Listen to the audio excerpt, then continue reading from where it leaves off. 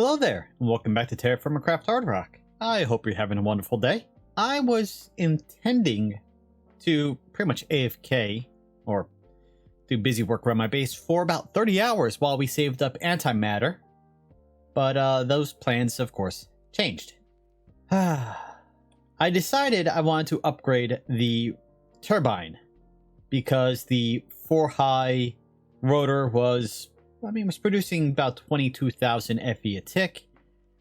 But that means that would run down on power 5 times faster than this could produce power. So for every 10 minutes that was on, this had to run 50 minutes unplugged. Well, at least with that unplugged. So I decided, let's upgrade it to the next tier up. The a 6-high turbine, or rotor, should I say. But once you get above 4, you can no longer use a 5x5 base. So I have to upgrade the entire turbine to a 7x7. So that's what I'm doing now. I have to make a whole ton of reactor glass, and I did test this in a creative world. Reactor glass and structural glass are interchangeable on the turbine. Yeah, we're making a whole bunch of reactor glass to fill it in, and you can put the reactor glass on the sides and even on the top, which is nice. But we also need to make a whole bunch more of these pressure dispersers, which I've got a little bit of a montage of me making them, but we're almost done with those. Then we can fill these in, fill in as much glass as we have, and then probably be producing about 33,000 FE a tick if the progression stays the same. So that's one thing I'm doing. But that means no antimatter until then, which we're at 75 of the 2001 that we need. So we're not even 5% of the way there. To make my life a little bit easier though, I did make up an extremely ugly automation system. So we have these restrictive transport pipes from Mechanism. And so if I toss something into the crusher, it'll deposit them into this chest. This chest will pull them out. It will go over to this chest where I have a funnel with a filter on it. It's a simple filter. It just will only drop stacks of 16. So we'll drop the chunks in groups of 16 to be washed. This one has a much more restrictive filter. This is a deny list, so it will not pick up chunks or dirty dust. It will pick up everything else though. So those get picked up, go into here, and then they get funneled out into all of these barrels. And anything that doesn't go into the barrels goes into this chest, which then has a filter, just like the other one, which will dump, let's grab that, anything on this list into the crusher. And it'll be crushed and it'll run back through again. So, to give you a small sample of how it works.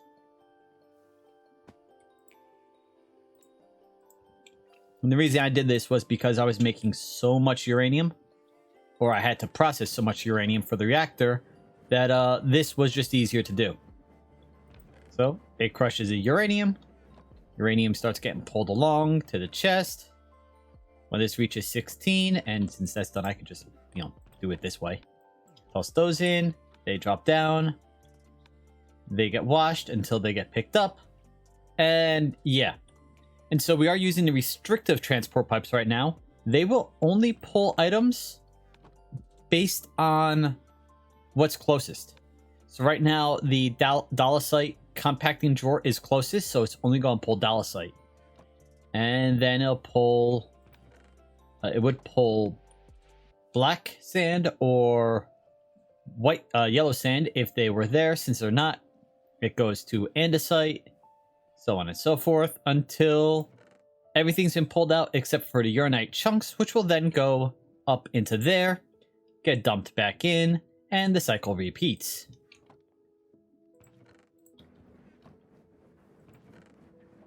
And so now these will get pulled out, and they'll go along Once there's 16 of them in, they will get dumped out into the water stream. They'll get washed, get picked up, and again, they'll get cycled through. And I've got a bunch of different drawers here. So like tiny piles of uranium will go here, and then as it fills up, I take them out, turn them into the dust again, toss them back in. Likewise, the washed uranium goes there, the uranium powder, which I just toss into here, turn it into the ingots, and then toss into there to turn it into the yellow cake. And yeah, we just rinse and repeat. But this at least automates it somewhat. The reason I'm doing these restrictive pipes is because they are so much cheaper than the actual logistic pipes.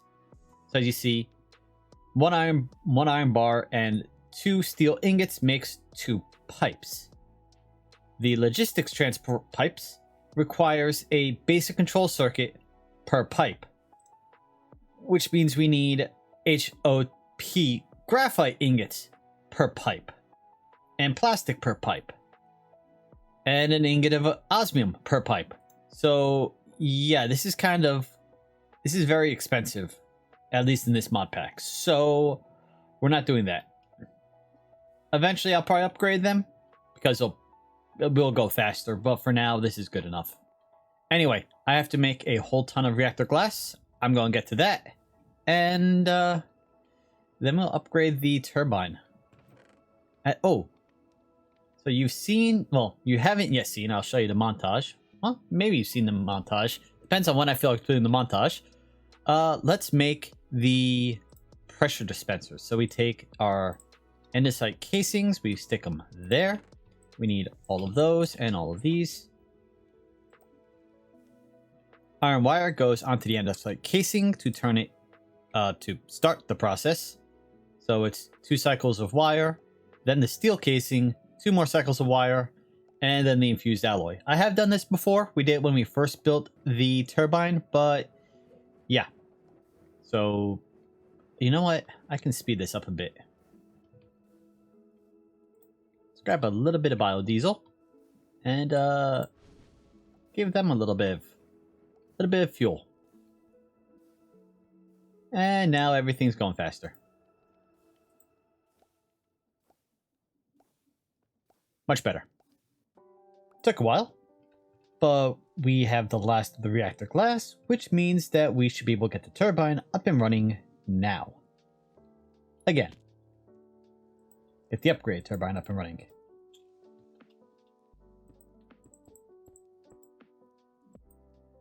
There we go, that works.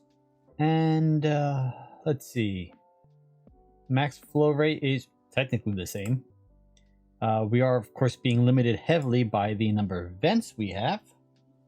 But this should, keyword is should, produce plenty of energy for us. Making sure everything's hooked up. We've got our... We actually have our water coming out of here, like it's supposed to. There we go. Just do it that way. That way I make sure it's actually pumping out. Don't have to worry about... we don't have to worry about accidentally blowing up a reactor again. Well, it didn't blow up. We turned it off just in time. Okay, let's activate this. It is going to drain water.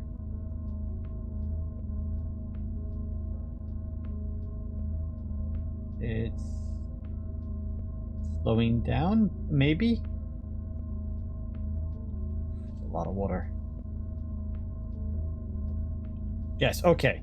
So it used up 1 million water, but now that's in here, we are producing 34,000 FE per tick.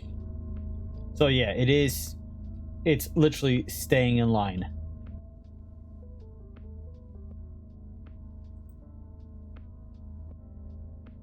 All right, and let's do this, pick that up, put it back. Good. We unfortunately can no longer see the battery from all the way up there. We gotta go down here. But yes, now this is charging for some reason it was reading weird. So yeah, we're gaining 34,000 FP a tick right now. So, like I was saying, it does stay in line with just the 2 rotors, 4 blades, and 1 electromagnetic coil. It does only produce, what was it, about 11,000. Double that, it becomes 22.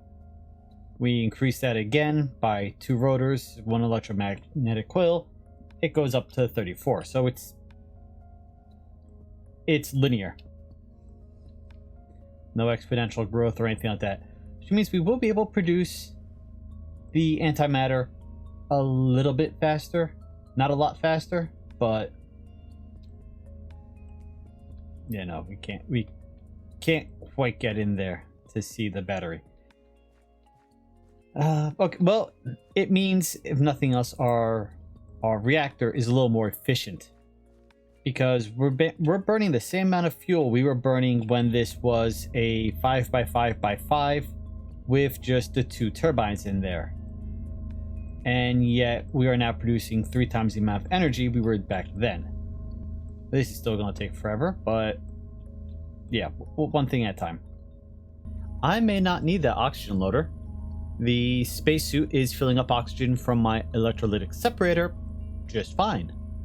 So that's one thing down. I still need to go double check how you actually fill up the rocket with fuel. Not that we can make it just yet. We are now officially just past the 5% mark on the antimatter. This is going to take a long time. Since going to the planet, going into space is like the last thing I want to do in the series, waiting for that to finish might take probably a couple weeks, honestly, if I just let it run. So I am debating using creative mode just to cheat in the rocket fuel component, which we need the antimatter for, so we can make the rocket fuel, launch the rocket, and show you the different planets. What do you guys think? Leave a comment, leave a thought. Otherwise, you know, otherwise we might have to take a hiatus from this series while I just let it run in the background until we have enough antimatter to actually finish it. But we can find something else to do today while we wait anyway. I don't know what we're gonna do, but I can find something else to do. So I'm finishing up the rover here, just to kill more time. And we're gonna make a chemical tank. I thought it was a normal chemical tank. No, this one's an elite chemical tank. We haven't made an elite yet. So I did the prep work. I did make 1 advanced already. But to make the elite, we need 2 advanced, 2 double compressed sheets, and 2 reinforced alloy. To make the advanced, we need 2 basic chemical tanks, a compressed iron sheet, and 2 infused alloy. So let's grab that one there, put it there. Then we do that.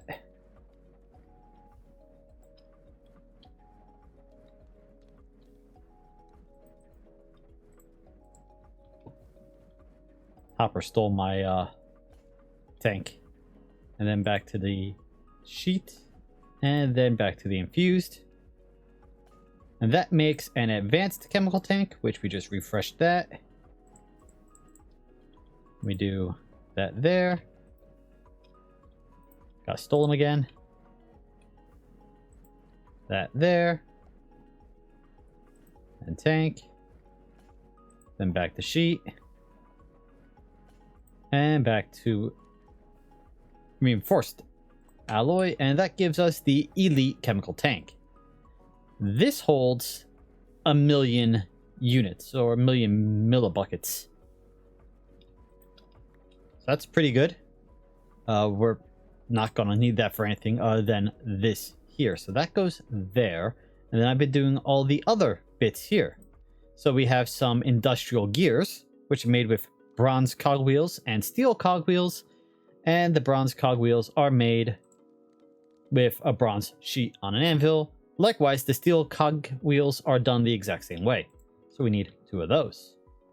And those go, I think, there and there. Yes. Then we need tires.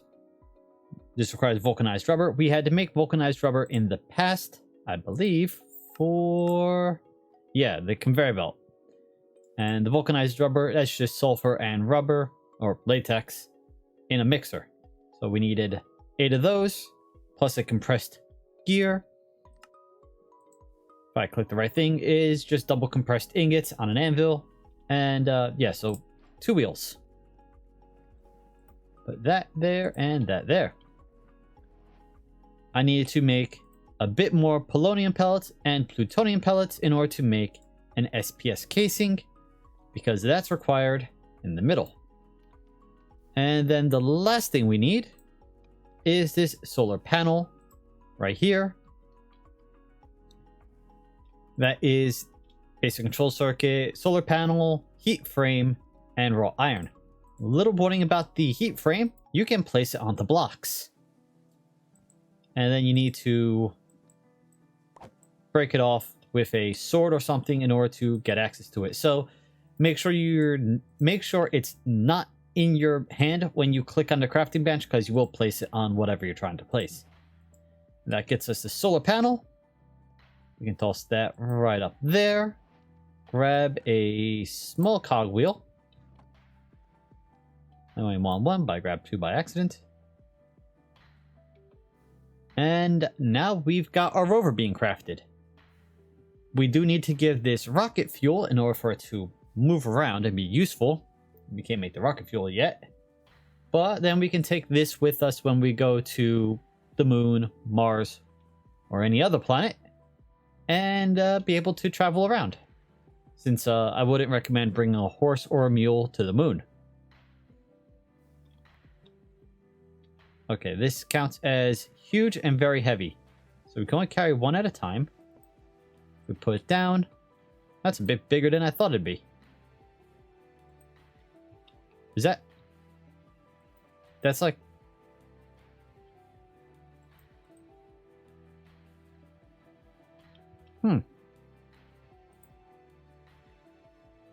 Again, I can't actually move it because I don't have fuel in it, but I guess it'd work like any animal. But I thought maybe it could do something else, but I guess that's just a really big bench to sit on. I look tiny. How do I pick it up? Oh, well, this is how I put fuel in it. That's cool. It's got an inventory. Nice. So that's shift, right click to access the inventory. Shift left click broke it. Because it is huge, I cannot put it into a chest. So we're going to just stick this in here for now. So it's out of the way. Nice. And now we got a lunar rover for when we go to the moon, which I don't see in the sky right now. And that just leaves us with rocket fuel, which we're not there yet. I was just watching a video to figure out how to fuel the rockets, because I couldn't remember. You know, I click and I'm now in the rocket. To fuel it, we need to shift right click onto, I think, the rocket or the pad. Nope, it has to be the rocket. And that gives us this inventory where we can add fuel. The tier 1 rocket will only take 1 bucket of fuel, but the tier 2 and tier 3 rockets take more. Look like they take 3, as does the tier 4 look like it takes 3. And the rover can hold up to 3 also. So we're going to need at least 4 buckets of fuel when we take off and go to the moon. When we go to Mars or other planets, we're going to need more fuel. But, I mean, once we get the catalyst, making the fuel is going to be... well, making enough fuel will be quite easy. But I'm going to end it here for today. Like I said, we have a lot more antimatter to make. So... like I said earlier, I'm considering just making the catalyst, or giving myself the catalyst, so we can go to the moon, go to Mars. Because that'll be the end of the series, or at the end of this series. I will be doing more TerraFirmaCraft in the future. I'm going to do some of the version 4 tutorials, and then we'll eventually do a full version 4 series once it's a little more developed. Right now, it's still very early in development. So if we go with that idea, yeah, next episode will be the last episode of version 3 of HardRock. Otherwise, you guys will have to wait a very long time for the final episode of version 3 while we make the catalyst the actual way. Anyway, thank you for joining me today. I hope you've all had a wonderful day. Thank you to my channel members for your support, and I'll see you next time. Later.